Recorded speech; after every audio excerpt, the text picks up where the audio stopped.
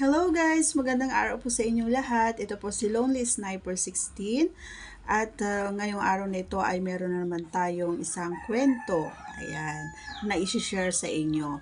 Pero bago natin umpisahan, baka hindi ka pa nakasubscribe sa ating channel, please do subscribe and click our tiny notification bell para ma-update po kayo pag meron po tayong mga new upload videos. And disclaimer mga idol, ang video ito ay para lamang po sa may bukas ang kaisipan at may malawak na pang-unawa. So, ating uumpisahan ang ating kwento. Sige Melanie, hintayin ka namin bukas, sabi ng direktor matapos pirmahan ni Melanie ang kontrata para sa pagdouble niya sa isang pelikula. Opo direk, maaga po ako bukas, sagot ni Melanie. Bata pa si Melanie ay pangarap na niyang mag-artista, subalit ito ay hindi nagkaroon ng katuparan dahil mas gusto ng mga magulang niya na makapagtapos siya ng pag-aaral. Nagtatrabaho si Melanie bilang isang account executive sa isang opisina sa Makati. Maganda si Melanie, kahit meron na siyang asawa at isang anak. 5'6" ang height at may pagkakawig siya sa artistang si Precious Laura Kigaman.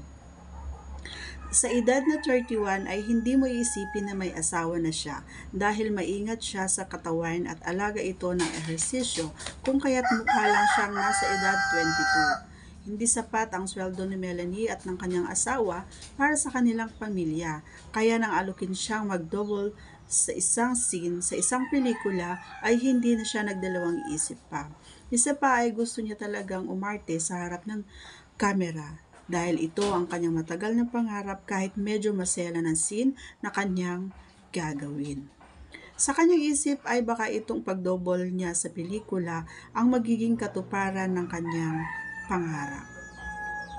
Oh, kanina pa kita hinihintay, ba't ngayon ka lang? Tanong ng asawa niyang si Edmund na noon ay umiinom ng beer habang nanonood ng TV. Siguradong matutuwa ka mahal ko sa ibabalita ko sa iyo. Buong katuwa ang sabi ni Melanie sa kanyang asawa. Ano naman yon? Tanong ni Edwin sabay inom ng beer. Matutupad na ang pangarap kong mag-artista kasi magdodouble ako sa isang pelikula, sabay halik ni Melanie sa pisngi ng asawa. Talaga? Ano naman ang papel mo dun? Ibabala ka sa kanyon? O kaya ipakakain ka sa pating, sabay tawa ng malakas si Edmund. Hindi, sagot ni Melanie. Maselang scene ang gagawin ko. Kunwari ako habang natutulog. Ayaw kasi ng bidang artista na siya ang gumawa ng scene, kaya kailangan may kadouble at ako yun. Sagot ni Melanie sabay bato ng unan sa asawa na medyo naaasar sa biro ni Edmund. Teka, magubad ka dun for sure, kaya kaya mo bang magpakita ng katawan mo habang nasa harap ng camera? Baka ma-rape ka ng tuluyan sa shooting. At ano naman ang dialogue at arting gagawin mo doon? Nakahiga ka lang naman at nakapikit, di ba? Tanong pa ni Edmund. Sumama ka bukas sa shooting para makita mo kung paano ako umarte at the same time para siguradong walang aabuso sa katawan ko. Walang mong sa akin pag isinama kita. Tsaka ready ko na sarili ko na magbat sa shooting. Kailangan alisin ko ng hiya ko para sa pelikula. Sagot ni Melanie. Mabuti pa ay mag-practice tayo ng web scene para hindi na ako mahirapan bukas sa shooting. Sabay halik at yakap ni Melanie sa asawa. Huwag mo na mahal, wala pa ring kondisyon itong alaga ko sabay turo ni Edmund sa kanyang Junjun. Nahirap tumayo dahil na rin sa sakit niyang diabetes. Ilang buwan mo na ako hindi dinidiligan, minsan na nga lang ako mag-aya, tatanggi ka pa, porket ikaw lang ang tanging lalaki sa buhay ko, taken for granted mo naman na ako. May pagtatampong sabi ni Melanie sa asawa. Wala pang nagiging boyfriend si Melanie bukod sa kanyang asawa, kaya Junjun pa lamang ni Edmund ang nakapasok sa petchay ni Melanie.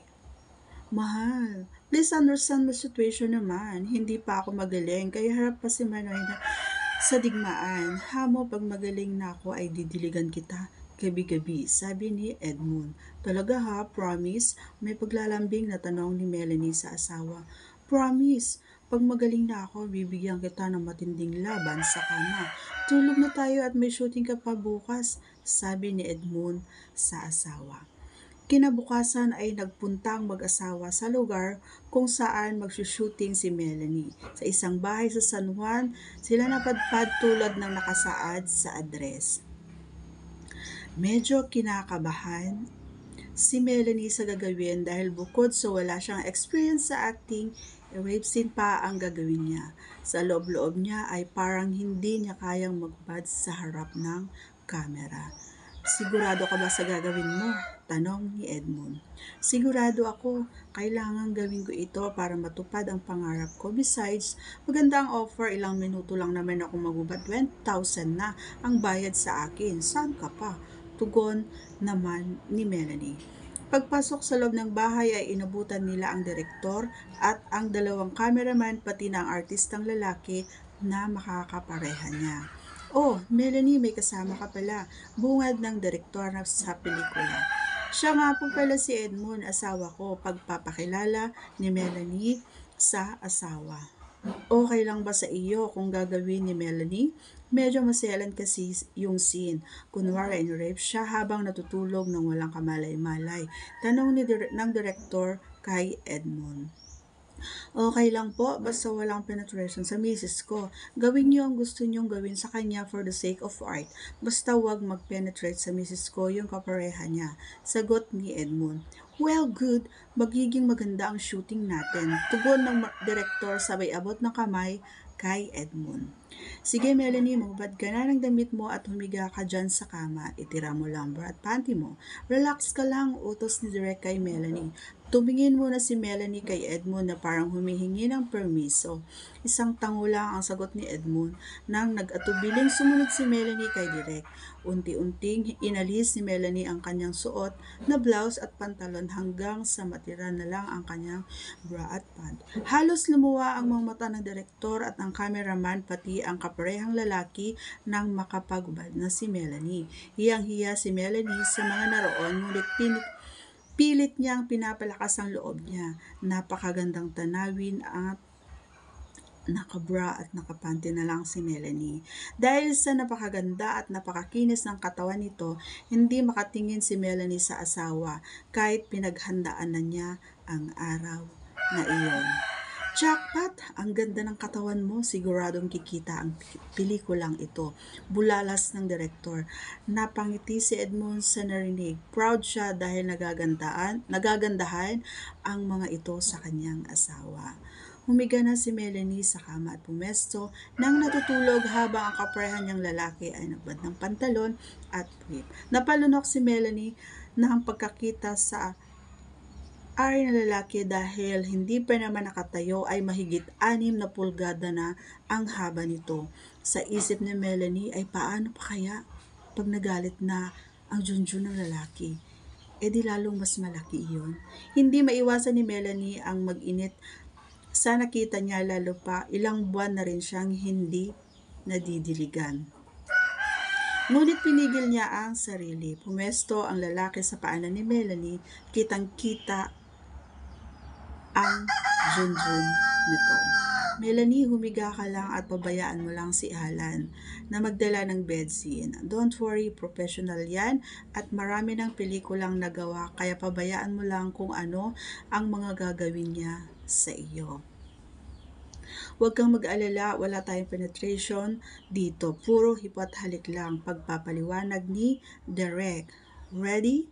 Camera, action. Sigaw ng direktor. Napapikit si Melanie habang hinihintay ang susunod na mangyayari. Nararamdaman niyang pumatong si Edmund sa kama at hinimas ang buhok sabay halik sa tenga. Sa isip ni Melanie ay arte lang ito, kaya hindi siya dapat padala. Kailangan alisin ang kaba sa pagkakataong ito. Bumaba ang halik ni Alan sa pisngi at patungo sa leeg ni Melanie, habang ang kaliwang kamay nito ay unti-unting humihimas sa kanyang dibdib ni Melanie. Hindi napigilan ni Melanie na kumislot dahil para siyang nakuryente sa kamay ni Alan. Ipinagpatuloy ni Alan ang paglamas sa usos ni Melanie habang ang kanyang kamay nito ay pilit na inaabot ang hook ng bra ni Melanie. hanggang sa matanggal. Tumambad kay Alan ang malusog na usos ni Melanie at agad niyang dinede ang kaliwang utong ni Melanie habang ang kaliwang kamay naman niya ay humihimas sa pechay ni Melanie na natatabunan ng panty. Impit ang ungol na lumalabas sa bibig ni Melanie, tanda ng nalilibugan ito sa ginagawa ni Alan. Kapag dakay ipinasok ni Alan ang daliri sa loob ng panty ni Melanie habang hagurin ang pechay nito sa loob ng dinadaluyan ng katas. Nabigla siya sa ginawa ni Alan ngunit kanya ring pinabayaan dahil sa isip niya ay kasama ito sa shooting. Pinaglaruan ni Alan ang pechay ni Melanie kaya hindi napigilan ni Melanie na humalinghing ng impit. Daing ni Melanie, shooting lang ito, kaya hindi ako dapat padala sa isip ni Melanie. Bumangon si Alan at unti-unting inubad ang paan ni Melanie. Napangiti sa Alan dahil maganda ang katawan ni Melanie at manipis ang buhok sa pechay ni Melanie. Medyo inipit ni Melanie ang kanyang hita dahil ayaw niyang makita ni Alan ang itinatago niyang pechay na tanging asawa niya pa lamang ang nakakakita. Dumapa si Alan sa ibabaw ni Melanie kaya hindi maiwasang tumikit ang kanyang naguhumindig na pagkalalaki sa hita ni Melanie. Naramdaman niyon ni Melanie na lalo pang nagpatindi sa libong ng kanyang nararamdaman ngunit pilit niya na iyon pinaglalabanan. Ipinagpatuloy ni Alan ang paghalik sa usos ni Melanie, pababa ng pababa hanggang sa umabot sa puson ni Melanie. Napabalikwat si Melanie nang halikan ni Alan ang singit niya. "Cut!" sigaw ni Derek. "Anong nangyari? Maganda na yung scene, bumalikwas ka pa." Galit na sabi ng direktor. Kasi po hahalikan niya na yung flower ko, hindi naman kasama sa usapan yon, di ba? Medyo alangang sabi ni Melanie. "Iha, paano maging katotohanan ng pelikula kung simpleng halik lang hindi ka papayag? Di ba sabi ng asawa mo, gawin namin ang lahat kahit ano sa iyo, basta wala lang penetration ng kapareha mo." Sabay lingon kay Edmund. Tumango lang si Edmund bilang pagsang-ayon sa direktor. "O, kita mo na? Basta ang usapan, walang penetration. Period. Sige, balik sa kama. Ready? Action!" Utos ng direktor. Bagamat at may pagtutol ang kanyang isip ay hindi niya mapigilang ma-excite sa pagpayag ng kanyang asawa sa gagawin sa kanya sa kama. Dahil na rin siguro sa dieta siya sa SEX ay hindi mapigilang makaramdam din siya ng libog. Pagkahiga niya ay bumalik sa pwesto si Alan at dahan-dahang ibinuka ang mga hita ni Melanie. Magkahalo ang reaksyon ni Melanie sa pagkakataong iyon. Nahihiya siya at may ibang lalaki na makakakita sa pechay niya pero parang gusto naman niyang ipakita sa kapareha ang kanyang mapang-akit na pechay. Dumampi ang mga labi ni Alan sa pechay ni Melanie na para bang nakikipag-lip to lip. Kaya napaiktad ng bahagya si Melanie. "Ay!" mahinang bulalas ni Melanie. Nalasahan ni Alan ang nektar na lumalabas sa pechay ni Melanie. Kakaibang sarap ang naramdaman ni Melanie ng oras na yon. Gustong sumabay ng katawan niya sa harap na nararamdaman ngunit nag-aalala siya dahil naroon ang kanyang asawa. Ayaw niyang ipakita dito na nasasarapan siya sa ginagawa ni Alan. Halos mapasigaw siya nang pati butas ng kanyang pet ay dinilaan ni Alan. Pinigil ni Melanie na may lumabas na boses sa kanya kahit pasarap na sarap siya sa pagkain ni Alan sa pechay niya. Ito lang ang lumalabas na tinig mula kay Melanie. "Hindi ako dapat padala, shooting lang ito. Nakakahiya lalo na sa asawa ko pag nadala ako," sa isip ni Melanie. Patuloy na nanonood si Edmund na nooy unti-unti nang tinitigasan sa pinapanood. Masarap palang panoorin si Melanie pag ibang lalaki na ang gumagawa sa kanya, ang sabi ni Edmund sa sarili. Pero nagsiselos ito sa nakita pero wala siyang magawa dahil siya rin ay payag sa pag-broadcast sa kanyang misis. Melanie, kunwari nasasarapan ka sa ginagawa ni Alan sa'yo, pero huwag kang gigising. Kunwari tulog ka pa rin kaya unti-unti lang ang galaw ng katawan mo. Utos ni Derek. Ganun na nga ang ginawa ni Melanie para hindi siya mahirapan sa pagpigil sa nararamdaman at pagkakahiga. Oh, mahinang ungol ni Melanie sa noon nagdeliryo na sa pag-broadcast ni Alan sa kanyang pechay. Sarap na sarap si Melanie pero ayaw niyang pahalata dahil nahihiya siya sa kanyang kapareha. Unti-unti ay nararamdaman niyang para may gustong umalpas sa loob ng kanyang pechay. Naku po, lalabasan na yata ako sa isip ni Melanie. Naramdaman iyon ni Alan kaya't pinagbuti niya ang pagkain ng pechay ni Melanie. Pabilis ng pabilis ang brocha ni Alan kay Melanie hanggang sa maramdaman ni Alan na tumigas na ang mga hita ni Melanie at ipitin nito ang kanyang ulo. Sumabog ang modta ni Melanie sa bibig mismo ni Alan. So, meron pa tayong part 2 mga idol, so abangan natin. Itutuloy. See you sa part 2 mga idol.